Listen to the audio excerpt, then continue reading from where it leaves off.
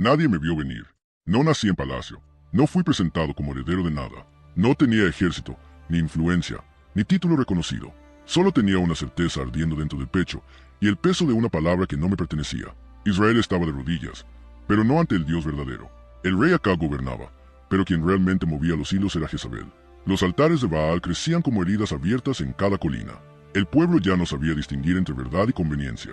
Y lo más peligroso no era la idolatría, era la indiferencia. Recuerdo el momento exacto en que crucé las puertas de palacio. No temblaban mis piernas, aunque el ambiente estaba cargado de oro, poder y amenaza. Yo sabía que no estaba allí por iniciativa propia. Y entonces hablé. Vive el Señor, Dios de Israel, en cuya presencia estoy, que no habrá lluvia ni rocío en estos años, sino por mi palabra. El silencio que siguió fue más pesado que cualquier grito. No fue una advertencia política, fue una sentencia espiritual. La sequía comenzó lentamente. Al principio, apenas se notó, pero pronto los ríos bajaron, la tierra se agrietó y el cielo se cerró como una puerta sellada.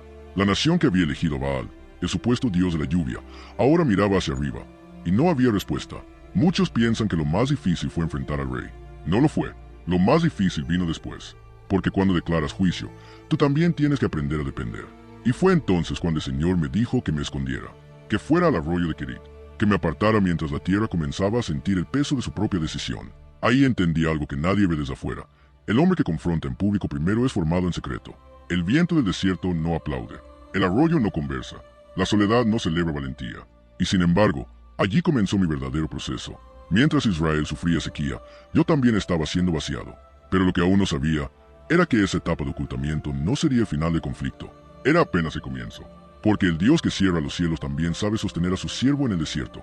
Y lo que estaba a punto de vivir cambiaría mi manera de entender el poder para siempre. El arroyo de Kerit no era un lugar de gloria, era un lugar de silencio. Allí no había multitudes, no había confrontaciones épicas, no había fuego cayendo del cielo, solo el sonido constante del agua, que con el paso de los días comenzó a disminuir. Dios me había dicho que me escondiera, que bebiera del arroyo, que los cuervos me alimentarían. Cuervos, a veces olvidamos lo extraño que suena eso. Aves impuras trayendo pan y carne cada mañana y cada tarde. No era espectacular, era incómodo, era humillante, pero era suficiente. Y eso era lo importante, suficiente. Mientras Israel buscaba lluvia en altares falsos, yo aprendía que la provisión no depende del sistema, depende de la voz que te envía. Pero un día el arroyo se secó. El mismo Dios que me llevó allí permitió que el agua desapareciera. Y ahí entendí algo que no se aprende en el palacio. Los lugares de provisión no son permanentes.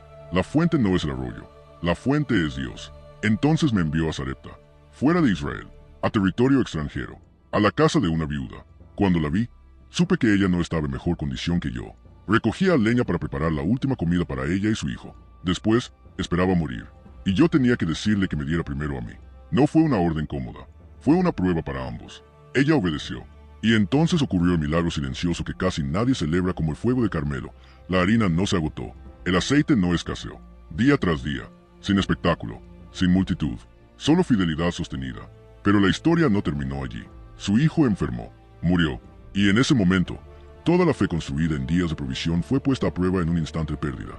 Lo tomé en mis brazos, subí al aposento, clamé, no con discurso elaborado, con desesperación, y la vida volvió al cuerpo del niño. Ahí comprendí algo profundo. El poder no es para exhibición, es para restauración. El Dios que había cerrado los cielos también podía devolver el aliento. Sin embargo, mientras estos milagros ocurrían en secreto, la sequía seguía devorando a Israel. El hambre aumentaba, la presión política crecía. Y el nombre de Baal comenzaba a sonar vacío incluso para quienes lo defendían. Sabía que el tiempo del escondite estaba terminando. La nación necesitaba una confrontación pública. Y yo estaba a punto de pararme frente a 450 profetas. Lo que sucedería después no sería en una casa humilde. Sería en la cima de una montaña. Y el cielo, que había permanecido cerrado durante años, estaba a punto de responder con fuego. El día llegó. Después de años de sequía, hambre y desesperación, volví a presentarme ante Acab. Ya no era el desconocido que había pronunciado una sentencia. Ahora era el hombre al que culpaban por la ruina del reino. «Eres tú el que perturba a Israel», me dijo. No, yo no era el problema. El problema era que habían abandonado al Señor. Entonces propuse algo que cambiaría la historia. Que todo Israel se reuniera en el monte Carmelo. Que también estuvieran los 450 profetas de Baal. Que el pueblo decidiera de una vez por todas. Porque lo más peligroso no es elegir mal, es no elegir. Subí al monte y vi los rostros del pueblo. Confusión, miedo, duda. Entonces hablé. ¿Hasta cuándo claudicaréis entre dos pensamientos? Si el Señor es Dios, seguidle, y si Baal, id en pos de él. Silencio. Ese silencio me dolió más que la idolatría. El desafío fue claro: 2 altares, 2 sacrificios, ningún fuego humano, el Dios que respondiera con fuego. Ese sería el verdadero. Los profetas de Baal comenzaron primero, gritaron, saltaron, se cortaron, desde la mañana hasta el mediodía. Baal, respóndenos. Nada, el cielo permaneció tan cerrado como los corazones. Al mediodía los desafié, no por burla, sino para evidenciar la impotencia de un Dios falso. Siguieron hasta la tarde, sangrando, exhaustos. Nada, entonces reparé el altar del Señor, que estaba derribado. 12 piedras, 12 tribus, un recordatorio de identidad olvidada. Coloqué el sacrificio, y luego hice algo que parecía absurdo en medio de la sequía. Lo empapé con agua, 3 veces, hasta que la zanja se llenó. No quería dudas, no quería excusas. Y entonces oré. No fue un discurso largo, fue una oración simple, clara, directa. Respóndeme, Señor, para que este pueblo sepa que tú eres Dios. Y el fuego descendió, consumió el sacrificio, la leña, las piedras, el polvo, hasta el agua. No fue una chispa, fue una respuesta innegable. El pueblo cayó rostro en tierra. El Señor es Dios, el Señor es Dios. Ese fue el clímax visible, la victoria pública, la demostración que muchos esperaban. Pero lo que nadie vio fue lo que vino después. Subí nuevamente a la cima y me incliné con el rostro entre las rodillas. Oré por lluvia. 1 vez, nada. 2 veces, nada.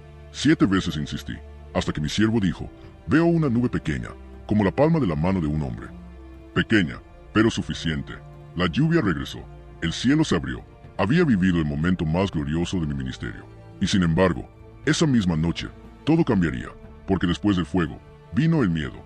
Pensé que después del fuego todo sería diferente. El pueblo había visto, el rey había presenciado, el cielo había respondido, la lluvia había vuelto a caer sobre la tierra seca.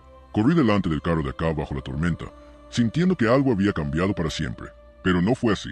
Cuando Jezabel escuchó lo ocurrido en el monte Carmelo, no se arrepintió, no se quebró, no temió. Envió un mensaje simple, frío y directo, que al día siguiente yo estaría muerto. Y algo dentro de mí se rompió. Había enfrentado 450 profetas sin temblar. Había desafiado a un rey. Había visto fuego descender del cielo. Pero una amenaza personal fue suficiente para hacerme huir. Corrí al desierto, solo, sin plan, sin discurso, sin valentía. Me senté bajo un enebro y pedí morir. Basta ya, Señor. Toma mi vida. El hombre que había cerrado los cielos ahora se sentía vacío por dentro. Nadie habla de este momento cuando recuerdan mi historia. Todos recuerdan el fuego. Pocos recuerdan el cansancio. Dormí y un ángel me despertó. No con reproche, con alimento. Levántate y come. Comí, dormí otra vez y volvió a despertarme. A veces el primer milagro que necesitamos no es fuego del cielo, es descanso. Caminé 40 días hasta Horeb, el monte de Dios. Allí me refugié en una cueva y escuché la pregunta que atravesó mi alma. ¿Qué haces aquí, Elías? No respondí con fe, respondí con frustración. He tenido un vivo celo y solo yo he quedado. Creía que estaba solo, que todo dependía de mí, que la carga era mía. Entonces el Señor me dijo que saliera. Un viento fuerte desgarró las montañas, pero Dios no estaba en el viento. Un terremoto sacudió la tierra, pero Dios no estaba en el terremoto. Un fuego pasó delante de mí, pero Dios no estaba en el fuego. Y después, un silbo apacible y delicado, un susurro. Allí estaba. El Dios del Carmelo también era el Dios del susurro. Entendí que el poder no siempre ruge. A veces guía en silencio. Que no todo se trata de confrontar multitudes. A veces se trata de restaurar el corazón de un hombre cansado. Dios no terminó conmigo en la cueva. Me dio nuevas instrucciones, nuevas unciones, y un sucesor, Eliseo. Mi historia aún no había terminado, pero ya no sería solo acerca de fuego, sería acerca del legado. Y pronto, el último capítulo comenzaría a escribirse junto a Jordán. Después del susurro, entendí que mi historia no giraba en torno a momentos espectaculares, sino a obediencias continuas. Regresé, no con la intensidad impulsiva del Carmelo, sino con una claridad diferente. Dios me dio instrucciones específicas: ungir reyes, establecer justicia y levantar a quien continuaría la obra. Fue entonces cuando encontré a Eliseo. No estaba en un templo, no estaba buscando fama espiritual. Estaba arando, 12 yuntas delante de él. Trabajo común, vida ordinaria. Pasé junto a él y arrojé mi manto sobre sus hombros. Ese gesto lo cambió todo. Él entendió, dejó los bueyes, quemó el arado, no dejó plan de regreso. Cuando Dios llama, la mitad del compromiso no es suficiente. Desde ese momento caminó conmigo, observó, aprendió, escuchó más de lo que habló, porque el legado no se transmite con discursos, se transmite con cercanía. Pero antes de partir, aún había asuntos pendientes. La viña de Nabot, Acab la codició, Jezabel la manipuló. Un hombre inocente murió por la ambición de un rey débil. y nuevamente tuve que confrontar. No era popular, no era cómodo, pero la verdad no cambia según el clima político. Anuncié juicio sobre la casa de Acab, porque el mismo Dios que susurra consuelo también exige justicia. Con el tiempo supe que mi partida se acercaba. Eliseo lo sabía también, y no se apartó de mí. Viajamos juntos desde Gilgal, a Betel, a Jericó, hasta el Jordán. En cada lugar le dije que se quedara. En cada lugar respondió lo mismo: no te dejaré. Cruzamos el Jordán después de golpear las aguas con mi manto. Se abrieron, y entonces le pregunté qué quería. Una doble porción de tu espíritu. No pidió posición, no pidió fama, pidió capacidad para continuar. De repente, el cielo se abrió una vez más, pero esta vez no fue fuego sobre un altar. Fue un carro de fuego, caballos de fuego, separándonos. No experimenté la muerte como otros hombres. Fui llevado. Eliseo rasgó sus vestidos, pero no quedó vacío. Tomó el manto, golpeó el Jordán, y las aguas volvieron a abrirse. Ahí comprendí algo que trasciende mi propia historia. El verdadero poder no está en el profeta. Está en el Dios que permanece cuando el profeta se va. Mi nombre sería recordado, mi historia contada. Incluso siglos después aparecería junto a Moisés en el monte de la transfiguración, confirmando que el propósito nunca fue personal, fue eterno. Si algo aprendí desde el palacio de Acab hasta el carro de fuego es esto: Dios no busca hombres perfectos, busca hombres dispuestos. Y cuando un hombre decide pararse, incluso en tiempos de idolatría, incluso en soledad, incluso en quebranto, el cielo todavía responde.